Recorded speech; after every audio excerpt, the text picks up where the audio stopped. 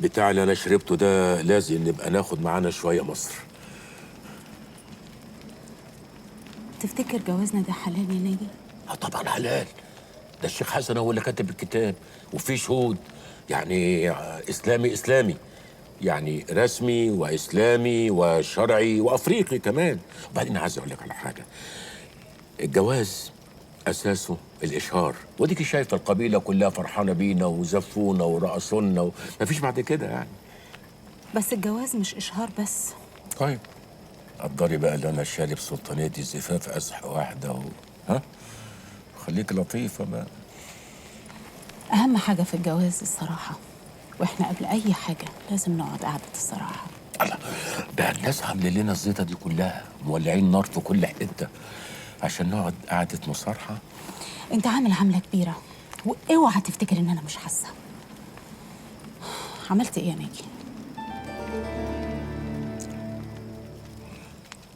انا اللي سرقت بنك اليومي، والشنط اللي معانا دي كلها مليانه دولارات.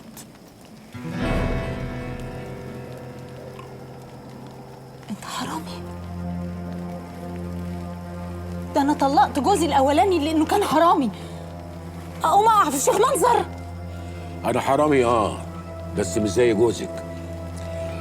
جوزك سرق الفلوس وهربها بره مصر، وانا سرقت الفلوس وهدخلها مصر. احنا احق بيها. وأنت علشان تعمل عمل وطني تقوم تسرق؟ مصر مش محتاجة حرامية علشان ظروفها تتحسن، مصر مليانة حرامية، هي ناقصة. كان نفسي انتصر في اي حاجه، بقالنا كتير ما انتصرناش. الشباب اللي معايا دول شباب محبط، نفسهم يلاقوا اي فرصه يعملوا اي حاجه عليها القيمه. خلاص دول بقوا مليونيرات بفضل ناجي بيع طلة، بقوا مليونيرات. كل واحد فيهم هيرجع مصر ومعاه كذا مليون دولار ويبقى من أكبر رجال الأعمال، وهيعمل ألعن من اللي عمله جوزي. انت زعلانه قوي كده ليه؟ اللي احنا سرقناهم دول مش هم اللي سرقونا، مش هم اللي سرقوا ارضنا. ما هو لو كل واحد اتسرق مد ايده هو كمان وسرق هنبقى كلنا حرامية.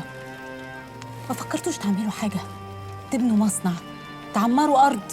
نبني ايه ونعمر ايه؟ انت مش عايشه في الدنيا. احنا مش عارفين نعدي من خرم ابره، مقفوله بالضبه والمفتاح. انت عايزه ايه يا كاميليا؟ عايزه تبلغي عني زي ما بلغت عن جوزك؟ ناجي، أنا حاسة إنك أنت غريب عني، مفيش أي حاجة تربطنا ببعض. وعد الجواز اللي احنا كتبناه مع بعض ما ينفعش، ما ينفعش، لأنك أنت نفسك مزور.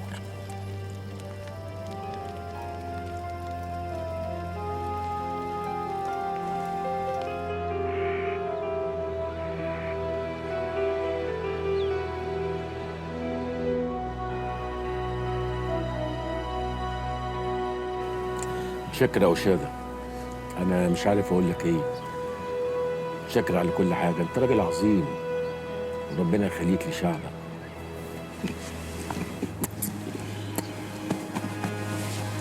إبراهيم خلي بالك منها.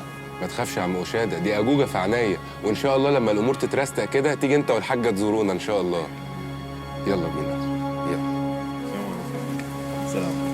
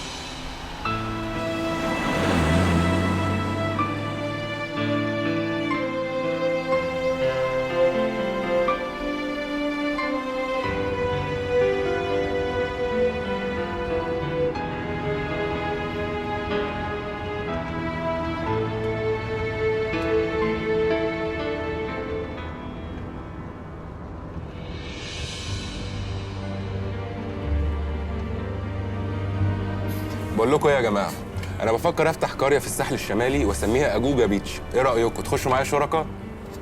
ايه رايك يا تهامي تخش معايا؟ لا معلش يا عريس، ابعدنا انا عن السياحه، ما بفهمش فيها. خليني انا في الجيم، انا هعمل اكبر جيم في الشرق الاوسط. بقول لكم ايه، ما تخشوا معايا في المول الاسلامي اللي انا هعمله ده. دي حاجه رزقها حلال وربنا هيبارك لنا في الرزق ده. يا جماعه اللي انتوا بتقولوه ده عول وكره سايحه، مالكوا كده في ايه؟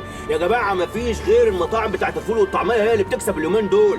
انا اول ما انزل على طول هقوم فاتح مطعم للفلافل واسميه فلافل ام الغوالي، واقوم جايب ام الغوالي ذات نفسيتها قاعده على الكيس تلم الغله. والله محدش فيكم خالص فكر في التكنولوجيا كده خالص. انا هعمل مول كمبيوتر وسوفت وير على اعلى مستوى. اعلى مستوى ايه؟ بقول لك ايه يا حسين، خش انت معايا شريك. لا يا عم افتح لي، انا خلاص لقيت الشريك اللي كنت بدور عليه. نحنوح قوي نحنوح الله قوي، ما انا يخليك كمان حاج. لقيت شريك يعني. ايه يا عبد الجليل؟ ايه يا عبد الجليل؟ انت تعبني من ما تيجي تقعد هنا، عايز تيجي تقعد هنا؟ بس بقى عرفتنا بقى عرفتنا بقى عرفتنا بقى. بس لا ايه ده؟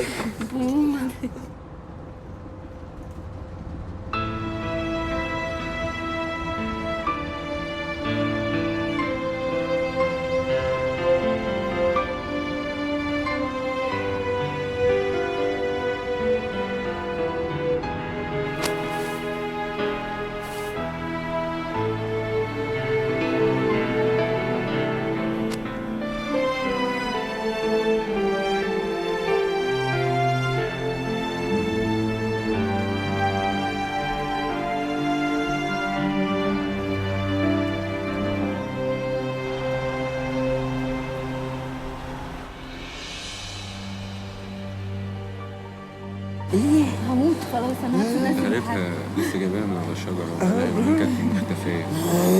كان بقالي يومين سايبها البيت. سكرة موز.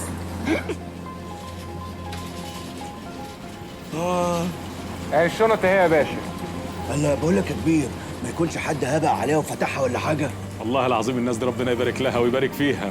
الشنط وصلت ومحدش لمسها، هي دي الامانه يا جماعه. ما الطيارات لما بتتخطف الشنط بتتحط في مخزن الامانات وتتقفل عليها بالشمع الاحمر، لا يمكن تتفتح ابدا. بسم الله ما شاء الله. بسم الله ما شاء الله. بسم الله ما شاء الله. استنوا، خير يا باشا، في حاجه؟ الفلوس دي مش هتروح مصر.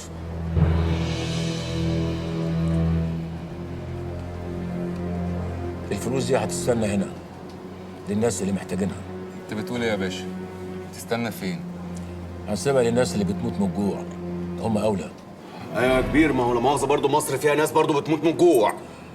بلدنا برضو فيها خير يا عبد الجليل، محدش فيها بينام من غير عشاء. لا انا ماليش دعوه بقى بالكلام ده خالص. ده مش قرارك لوحدك يا باشا، ده احنا كلنا شركاء. عايز تتبرع بفلوسك انت حر. هذه غنيمتنا يا باشا، والغنيمه حلال. ازاي يا باشا نفرط في الفلوس بعد الشقه اللي احنا شفناه ده كله؟ ده احنا متنا. بعد كل البهدله اللي بهدلناها والتعب اللي تعبناه يا باشا، عايز نسيب فلوس؟ نسيب حقنا؟ اسف يا باشا. صحيح يا باشا، كنت طالع العمليه دي ومش فارق معايا الفلوس، بس دلوقتي الفلوس تحت ايديا واقدر احقق كل احلامي. ليه عايز تحرمنا منها؟ لو طلعتوا بالفلوس دي الطياره انا هبلغ عنكم. بحبك يا ناجي. اسكت انت اللي بوظت دماغه من ساعه ما شاف. بلاش تورك لسان يا ابراهيم. انت فاكرنا ايه؟ لعبه بتحركها بايدك تقول لنا نسرق رجعوا الفلوس نرجعها؟ الفلوس دي مش هتتحرك من هنا. انا على جثتي لو فرطت المليم واحد. انا كمان استحاله افرط في مليم من الفلوس دي يا باشا. هيبقى جواز ولا شغل ولا فلوس. استغفر الله العظيم من كل ذنب عظيم. يا جماعه يا جماعه، ده شيطان ودخل بينا. خلاص يا باشا، خد جزء وسيب لنا الباقي. انت اكتر واحد عارف ظروفنا، ليه عايز تعمل فينا كده؟ الفلوس دي لو طلعت الطياره انا هبلغ عنكم. ناجي بيه معاه حق. الفلوس دي لازم تروح للي احق بيها مننا. هي اللي سوري جلالة يا جدعان ولا ايه؟ الله ما تخش على بيتك يا حسام. اسكت انت لما الرجاله تتكلم. لسانك انت اهو، ما عادش دعوه بيها. جريان ضال، انت فاكرها لعبه؟ انا ظروفي زي الزفت في مصر، هتصرف عليك منين؟ حسام، يا انا يا الفلوس. انا عارفه ان المبلغ كبير جدا، بس انت احسبها كويس قبل ما تاخد قرارك.